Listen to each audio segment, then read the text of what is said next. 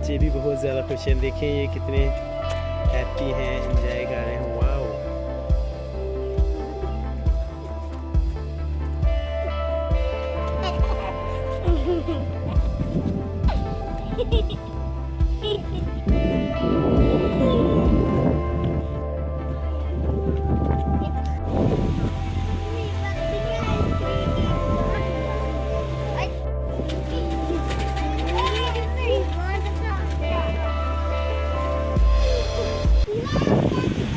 सुबह सुबह के बहुत ज़्यादा तूफान आ गया।